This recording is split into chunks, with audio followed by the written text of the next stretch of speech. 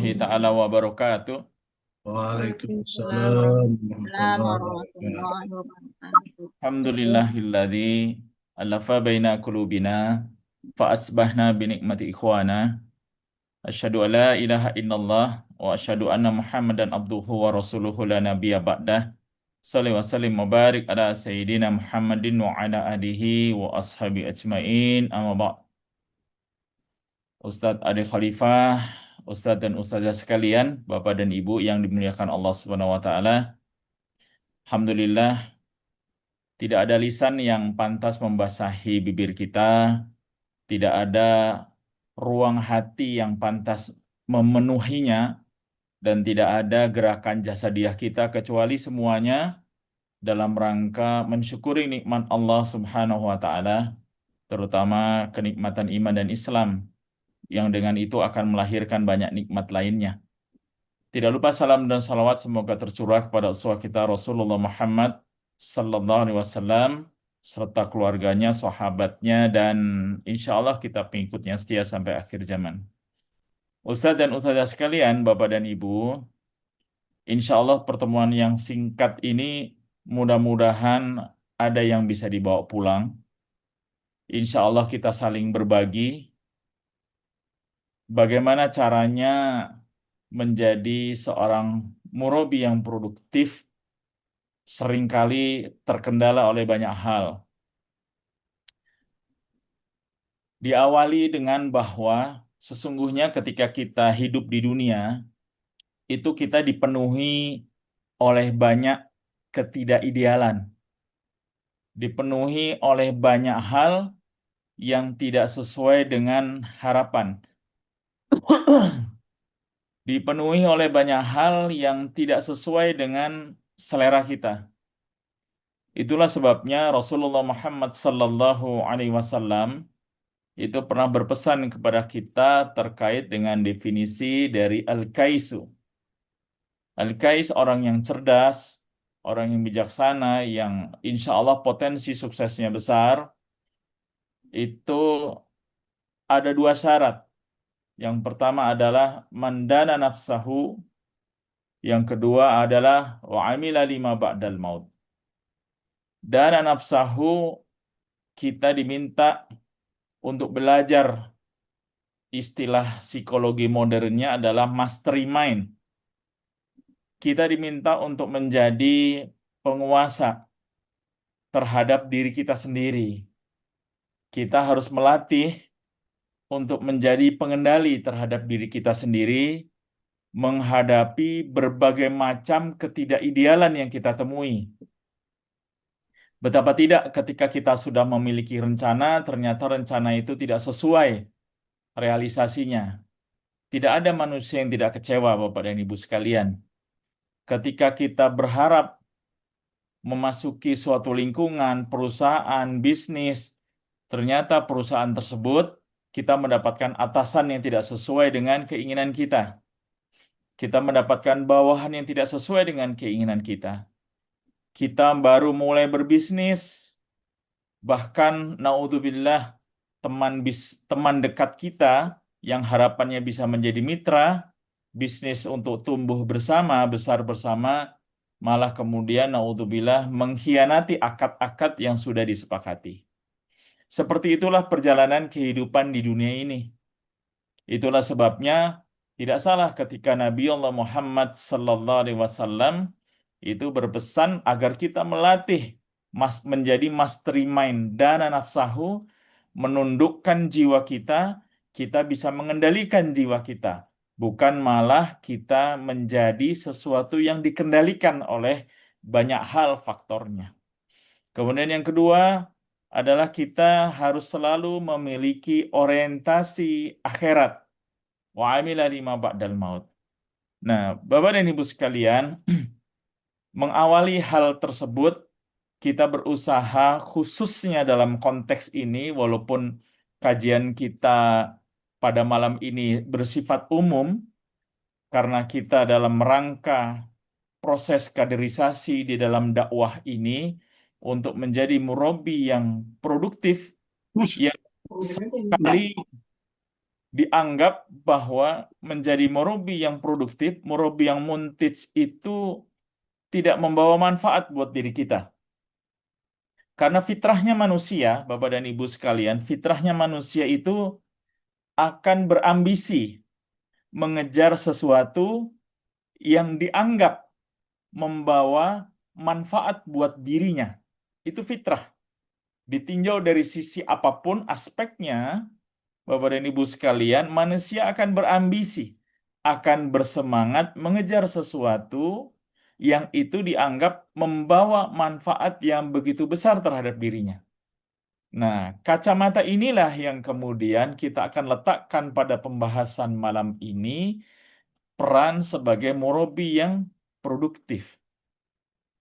Kalau kita tidak bisa menemukan itu dalam beberapa aspek psikologi, maka kita tidak akan bisa mengejar bagaimana caranya bisa menjadi murabi yang produktif. Baik, Bapak dan Ibu sekalian, itu untuk mengawali pembahasan kita. Gambar slide-nya tampak ya, Ustadz Adik tampak ya, insya Allah ya. Oke, Baik, masuk. masuk ya. Masuk. Sekarang kita masuk kepada pembahasan pertama, yaitu terkait ada kaidah yang namanya proses sama dengan hasil. Saya mengutip ungkapan Kiai Hasan dalam Majmuatul Rasail bagian Ila Syabab. Beliau mengatakan wa haqaiqul yaum ahlamul amsi wa ahlamul yaum haqaiqul ghad. Bahwa kenyataan kita hari ini, Bapak dan Ibu, kenyataan kita hari ini, diri kita seperti ini, kondisinya, kesehatan kita seperti ini, keluarga kita seperti ini, istri kita seperti ini, anak-anak kita seperti ini, pekerjaan kita seperti ini, ekonomi kita seperti ini, dan seterusnya yang terkait dengan kita seperti ini, itu adalah hasil dari apa yang kita sudah lakukan pada masa yang lalu. Ya, jadi kondisi kita saat ini adalah hasil apapun proses yang sudah kita lakukan pada masa yang lalu. Mulai daripada proses berpikir, kondisi mental kita, kondisi hati kita, gerakan jasadiah kita, dan seluruh keputusan-keputusan yang sudah kita ambil pada masa yang lalu, maka terbentuklah diri kita seperti ini. Kesehatan kita, ekonomi kita, kegiatan dakwah kita, tetangga kita, dan seterusnya. Maka dilanjutkan wa ahlamun yaum haqaiqul ghad. Ya. Mimpi kita hari ini, setting kita hari ini, impian kita hari ini, ya, apa yang akan kita pikirkan hari ini, apa yang akan kita putuskan hari ini, apa yang kita lakukan hari ini, itu menentukan hasil yang akan kita dapat pada hari esok di masa depan. Nah, sehingga Bapak dan Ibu sekalian, mudah-mudahan bisa difahami. Jadi, kalau ada yang mengatakan kepada diri sendiri, kenapa saya sekarang begini ya? Kalau konteksnya adalah menjadi murabi, kenapa sekarang saya susah ya menjadi murabi? Kenapa saya susah menghadapi binaan yang begitu susah diatur dengan berbagai macam rupa-rupa warnanya dan lain sebagainya? Kenapa saya sulit sekali merekrut ya? Kenapa setiap mau melakukan kegiatan dakwah, keluarga saya selalu memiliki berjuta persoalan yang mengganggu fokus saya di dalam melakukan proses kaderisasi, proses dakwah. Maka jawabannya adalah itu karena ahlamul amsi. Itu adalah akibat dari apa yang sudah kita lakukan pada masa yang lalu. Nah, jadi Bapak dan Ibu sekalian, Ustadz dan Ustazah sekalian, kita tentunya ingin menjadi lebih baik. Kita untuk menjadi lebih baik. Maka saat ini kita harus melakukan sesuatu yang berbeda dengan yang lalu. Karena ada kaidah proses sama dengan hasil. Ketika hasil hari ini adalah apa yang kita lakukan pada masa yang lalu, maka kalau kita ingin hasil masa depan lebih baik lagi, hendaknya kita tidak lagi melakukan sesuatu yang sama pada masa yang lalu, dari masa yang lalu. Artinya kita harus melakukan hal yang lebih baik lagi, supaya bisa mendapatkan hasil yang juga lebih baik lagi. Jadi kalau bisa kita gunakan tabel seperti ini, di sini adalah masa lalu. Saya nggak tahu apapun masa lalu Bapak dan Ibu. Ini konteksnya sulit merekrut dan sulit membina ya, Bapak dan Ibu sekalian. Tapi ini konteks pembahasannya sebenarnya sifatnya umum. Bisa dikorelasikan ke dalam bentuk apapun. Hanya sekarang karena temanya adalah Murabi Muntij, maka kita gunakan kasus-kasus seperti itu. Nah, saat ini kenapa saya sulit sekali melakukan perekrutan? Kenapa saya sulit sekali membina? Dari berbagai macam observasi temuan saya di lapangan, ternyata banyak di antara kita yang energinya sudah habis dengan urusan keluarga, sudah habis dengan urusan suami, sudah habis dengan urusan istri, sudah habis dengan urusan anak-anak, sudah habis dengan urusan pekerjaan, sudah habis dengan urusan hutang, sudah habis dengan urusan ini dan itu. Sehingga ketika kita mau melakukan aktivitas dakwah, rasanya sudah energi sisa. Ya, rasanya sudah energi sisa. Sekali lagi, kalau ditanya kenapa bisa begini ya, maka masing-masing dari kita mohon bisa merenungi apa yang kita lakukan pada masa yang lalu.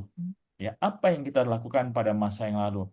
Seperti ketika Allah Subhanahu wa taala berfirman, "Wallahu akhrajakum min butuni ummahatikum la ta'lamuna syai'a wa ja'ala lakum sam'a wal absar wal af'idah." Ada 3 unsur saluran yang membentuk pola pikir kita, pola mental kita, pola rasa kita, dan pola gerak jasadiah kita, yaitu as-sam'a wal absar wal afidah.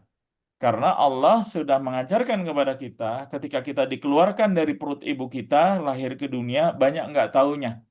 Kemudian unsur as-sam'a wal absar wal afidah membentuk diri kita jadi seperti ini. Berarti untuk menjawab juga, kenapa saya seperti ini saat ini, saya ingin minta Bapak dan Ibu untuk merenungi. Selama ini saya banyak mendengar apa, selama ini saya banyak melihat apa, selama ini saya banyak merasakan apa, maka kondisi itulah yang membentuk diri kita jadi seperti ini. Nanti dikorelasikan dengan dana nafsahu di awal. Ya, karena kata Rasulullah, al-kaisu yang pertama adalah mandana nafsahu. Kita sedang berlatih, namanya berlatih, Bapak dan Ibu, itu ada proses terapi. Dimanapun proses terapi, butuh durasi waktu. Tidak bisa langsung membalikkan telapak tangan, nggak bisa. Ya, kenapa? Apa yang sudah kita lakukan puluhan tahun, belasan tahun yang lalu, maka seperti inilah hasilnya. Nah, berarti apa yang akan kita lakukan hari ini, itu menentukan apakah di masa depan kita bisa merekrut atau membina atau tidak. Apalagi di situ adalah kita bisa merekrut atau membina Wah, semudah cawe ini, barat tua. ya. Kira-kira seperti itu, Bapak dan Ibu Sejuta ya. tiga ratus. Mudah-mudahan Ah, mudah ah. Iya, Bu. bisa di-mute, Bu. Mau BPJS. Kalau 3 malam. Tiga Oh, malam. Kalau tuh malam. Sob Ade bisa dibantu Now. ini. Di Nah, udah. Baik, saya lanjutkan ya, Bapak dan Ibu sekalian.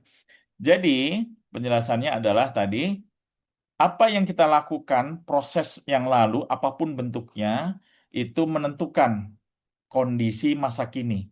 Karena topiknya saat ini adalah sulit merekrut dan sulit membina, maka kita tidak boleh lagi melakukan seperti pada masa yang lalu. Karena dari akibat apa yang kita lakukan pada masa yang lalu, kondisi cara berpikir, cara berperasaan, cara belajar, pola hidup, pola makan, bahkan pola olahraga dan sebagainya, ini mempengaruhi kita dalam kondisi saat ini.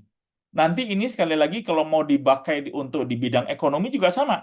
Ya, seperti itu. Kondisi kesehatan juga sama, tapi sekarang sekali lagi konteksnya adalah murabi muntij. Berarti yang harus kita perhatikan sekarang, apa yang harus kita lakukan hari ini supaya kita bisa melakukan perekrutan dan pembinaan. Gitu ya, Ustadz dan Ustazah sekalian, mudah-mudahan di tahap pertama ini kaidah ini bisa difahami. Saya lanjutkan.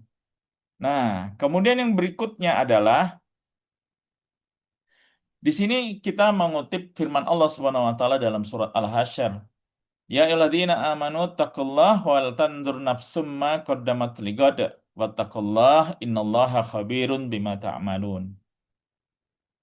Setelah ada perintah ittaqullah, ternyata kita dipesankan wal tanzur nafsum ma qaddamat ligad, bahwa hendaklah masing-masing diri kita ini, Bapak dan Ibu sekalian, ya masing-masing diri kita adalah memperhatikan dan sudah selayaknya harus memperhatikan dan fokus apa yang harus kita lakukan, kita ingin jadi apa di masa depan, minggu depan, bulan depan, tahun depan, atau akhir hayat kita, atau kehidupan di akhirat kita.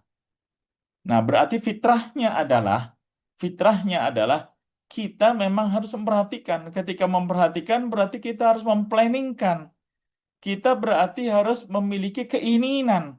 Nggak boleh mengatakan, ah mengalir begitu aja, terserahlah besok mau jadi apa, minggu depan mau jadi apa, dan sebagainya. Kalau kader dakwah berada pada posisi seperti itu, maka jauh dari sasaran murabi muntij menjadi impian. Gitu.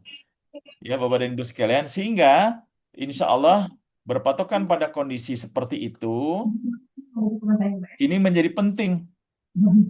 Apa yang harus kita lakukan saat ini, termasuk termasuk insya Allah apa yang akan kita lakukan malam ini. Itulah sebabnya di sesi ini ada teori, ada terapi, ya kemudian ada sedikit tanya jawab. Kita saling berbagi saja Bapak dan Ibu sekalian. Itulah sebabnya nanti kita ingin kita juga ada interaktif di situ. Baik ya, jadi malam ini kita akan berusaha. Ya berusaha ada sedikit, walaupun waktu kita sedikit, ada sedikit yang juga bisa diubah. Dan nanti harapannya Ustadz dan Ustazah sekalian, Bapak dan Ibu, teman-teman sekalian, bisa melakukan sendiri di rumah. Sekali lagi, apa yang terbentuk pada diri kita puluhan tahun, tidak mungkin bisa diubah dengan membalikkan telapak tangan dalam kajian yang singkat pada malam ini.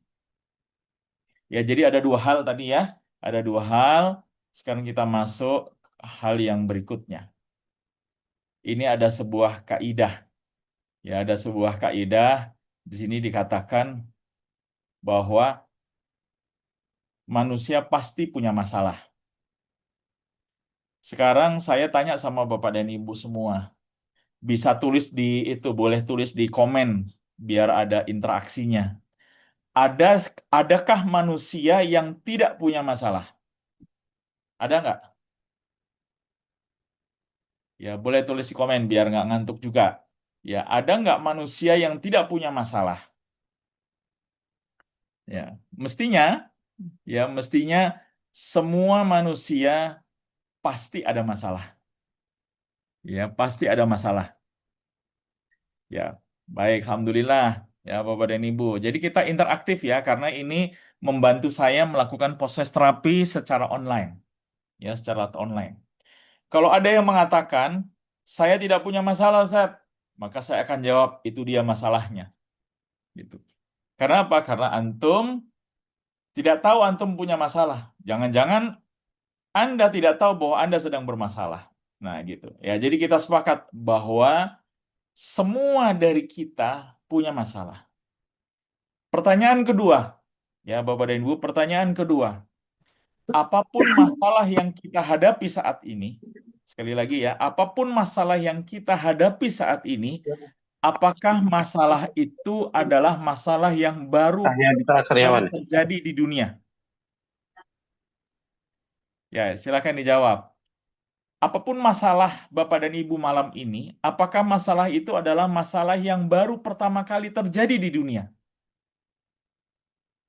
Yo, saya ingin lihat. Alhamdulillah betul, tidak. Artinya apa, Bapak dan Ibu sekalian? Masalah yang ada, betul, betul ada yang menjawab. Masalah yang terjadi saat ini adalah pernah terjadi pada orang-orang sebelum kita. Artinya, masalah ini sebenarnya adalah berulang. Masalah kehidupan itu saja. Ya, betul ya. Masalahnya itu berulang itu saja masalahnya. Nah, sekarang pertanyaannya Bapak dan Ibu, begitu banyak orang yang punya masalah, kemudian yang terjadi adalah banyak yang stres. Iya kan? Banyak yang stres. Bukan berarti nggak boleh stres ya Bapak dan Ibu. Fitrah manusia itu menjadi stres. Fitrah. Tapi ini kemudian menjadi banyak stres dan stres berkepanjangan. Nah, sekarang tolong jawab lagi. Kenapa banyak orang yang kemudian banyak stres? Silahkan. Kenapa orang banyak stres?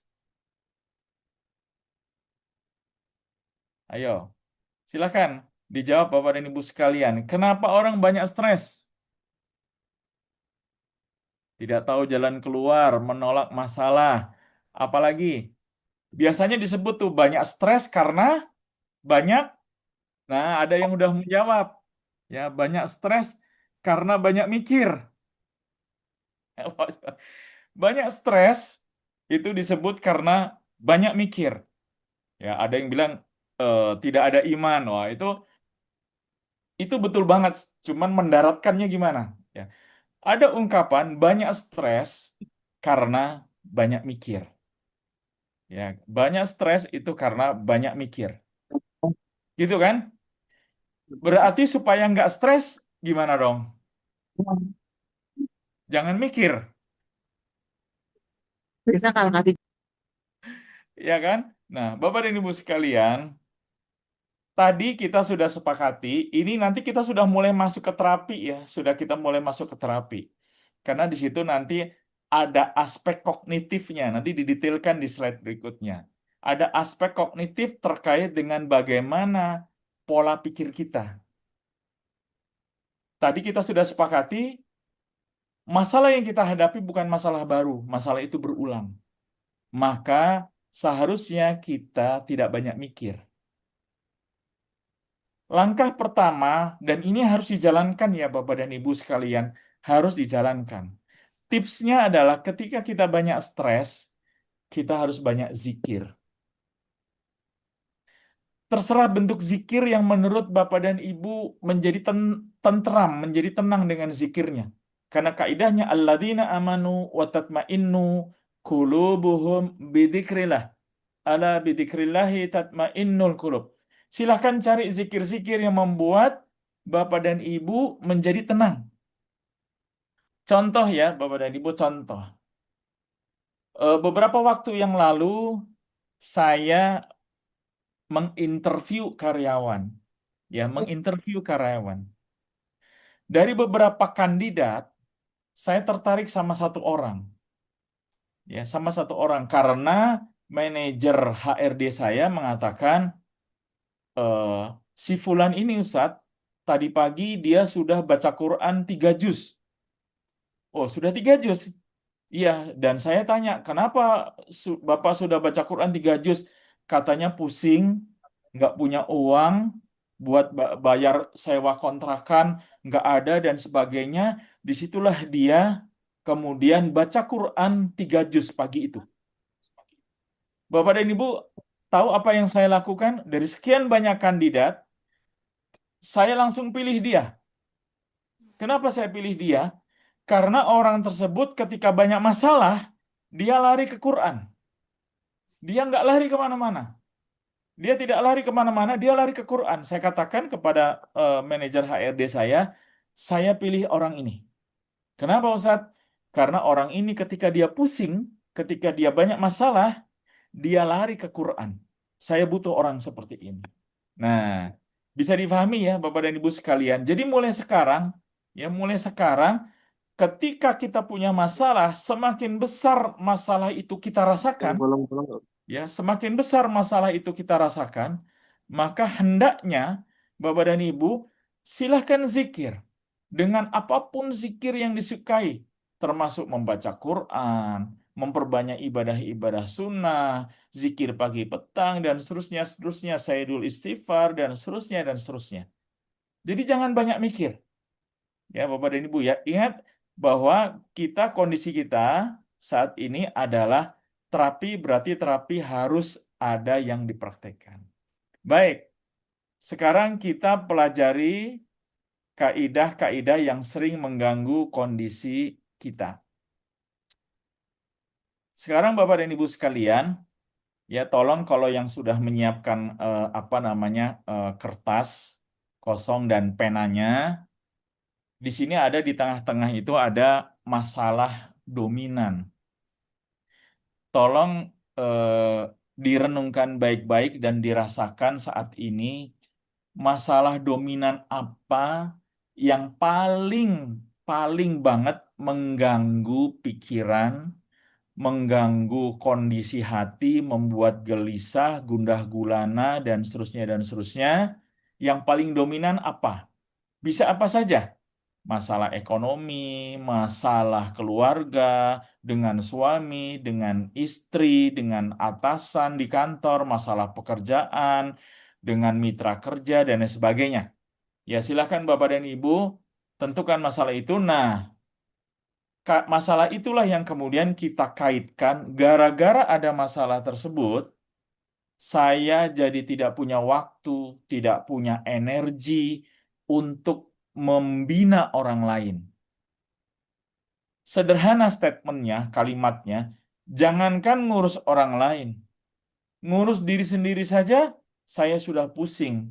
Ngurus suami saja sudah pusing, ngurus istri saja sudah pusing, ngurus anak-anak sudah pusing, ngurus orang tua sudah pusing. Gimana lagi mau ngurus orang lain menjadi murabi?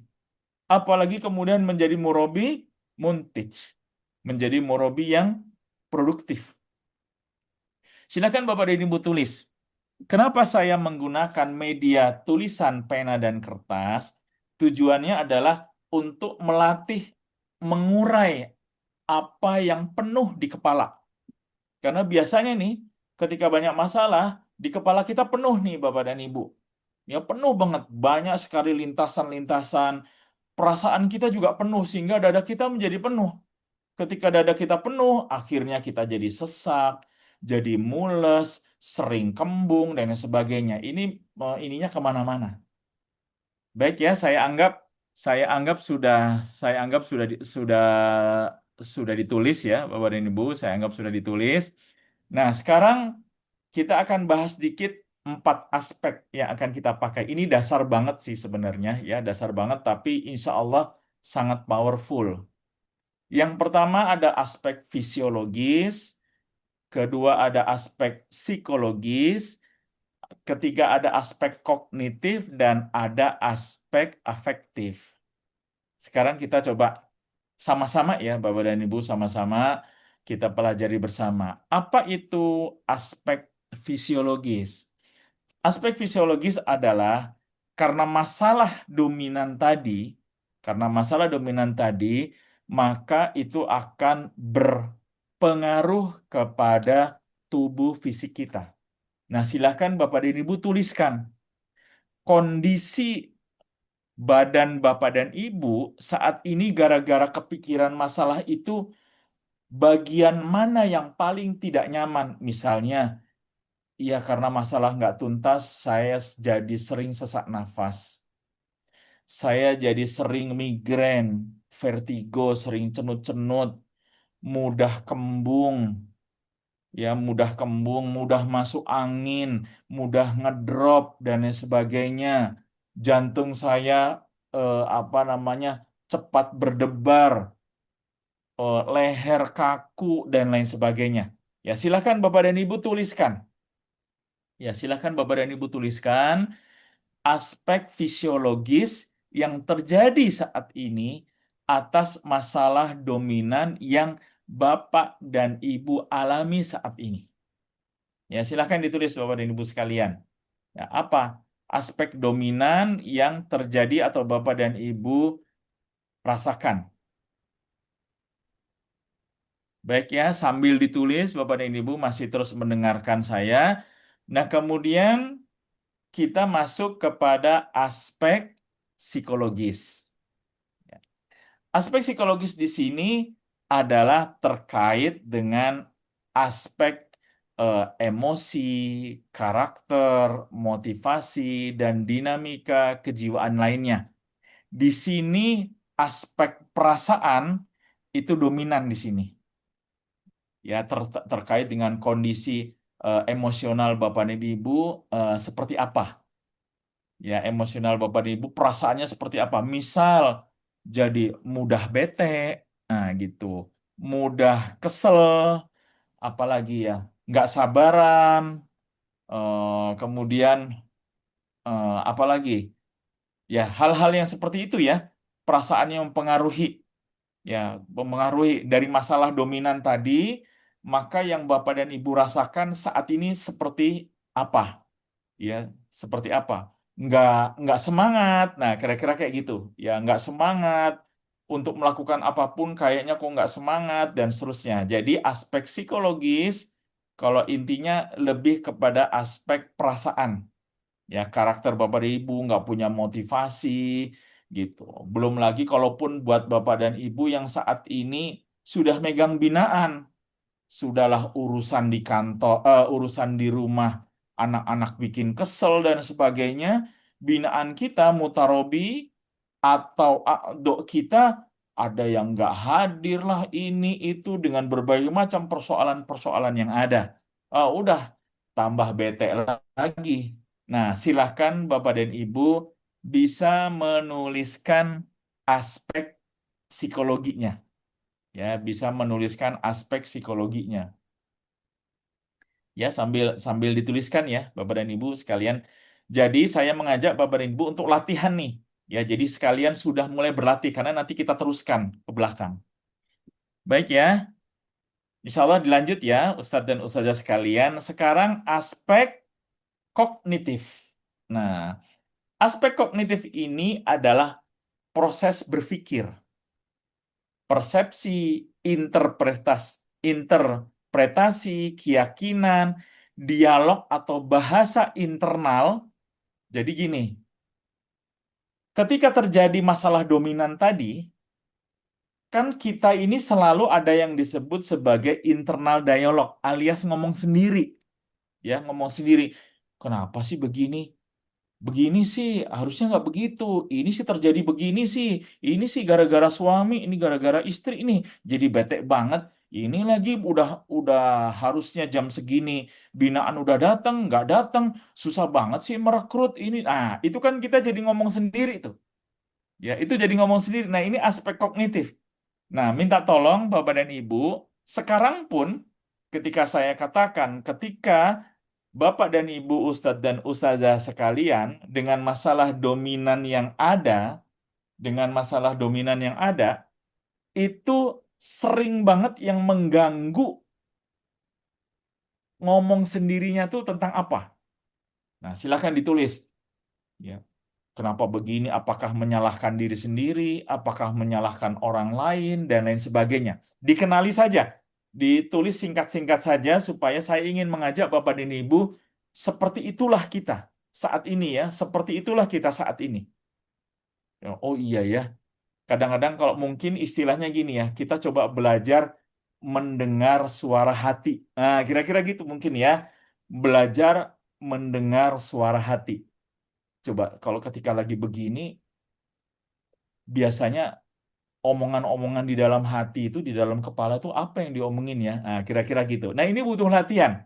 Ini aspek kognitifnya. Sekarang bagaimana dengan aspek afektif? Nah, kalau aspek afektif, Bapak dan Ibu, ini lebih kepada hati. Ya, padanannya sih pasnya ini lebih kepada hati. Ketika ketika bicara lebih kepada hati, maka di sini nilai-nilai kaidah syariahnya sangat kental di sini. Ya kan, kalau tadi aspek psikologis, aspek perasaan, aspek afektif ini lebih dalam lagi nih. Ya, lebih dalam lagi, lebih daripada sebuah perasaan. apa yang diyakini kecenderungannya itu kemana. Ya. Ketika misalnya ya, contoh contoh ketika misalnya kita bicaranya adalah menjadi murabi muntij, menjadi murabi. Ketika misalnya persepsi kita, kognitif kita mengatakan di dalam hati, apa untungnya jadi murabi ya, ngurusin orang lain sementara urusan diri kita, diri saya sendiri aja banyak nggak selesai. Tuh di dalam tuh kan ngomong sendiri nih ya, berarti aspek kognitif. Kemudian yang terjadi apa? Secara psikologis kita kan jadi nggak semangat. Iya juga ya. Tapi ini apa namanya? Murabi saya, guru saya mengatakan ini binaan nggak boleh diterlantarkan gitu. Nah akhirnya apa yang terjadi? Stres nih. Di kepala ngomong sendiri banyak banget. Secara psikologis akhirnya kita jadi nggak semangat. Kemudian yang berikutnya berpengaruh pada fisiologis. Apa fisiologis? Tubuh fisik ini jadi nggak nyaman mau ngapa-ngapain. Cepat capek, ngedrop, migrain tadi. Kemudian faktor afektifnya apa? Sama sekali tidak menyadari betapa bermanfaatnya menjadi murabi. Gitu ya. Jadi nggak ada kecenderungan sudah. Ayat-ayat Quran yang disampaikan, sekedar pengetahuan saja tahu. Ya, sekedar pengetahuan saja tahu, tapi hati ini kok tidak bisa memiliki energi untuk bergerak. Gitu ya, Bapak dan Ibu sekalian ya. Nah, disinilah kita berada pada tahap belajar mendiagnosa kondisi diri kita sendiri. Nah, sekali lagi, Bapak dan Ibu bisa gunakan tools ini, bisa gunakan alat ini pada masalah yang lain. Hanya saja kita sekarang latihannya adalah untuk murabi muntij. Nanti insya Allah mudah-mudahan kita akan belajar merasakan bahwa jadi murabi itu nggak susah-susah amat loh, gitu. Bahkan tagline-nya adalah, ya bismillah semudah senyum. Senyum mudah nggak? Mudah, seolah-olah mudah, tinggal tarik bibir kanan kiri, gitu kan? Tapi coba orang yang sedang manyun, suruh senyum, susah juga. Nah, jadi gitu ya, Bapak dan Ibu sekalian. Jadi pada tahap ini, ya pada tahap ini adalah tolong Bapak dan Ibu berlatih, ya berlatih menggunakan tools ini. Ya, Bapak dan Ibu ya. Baik ya, mudah-mudahan bisa difahami. Saya coba buka dulu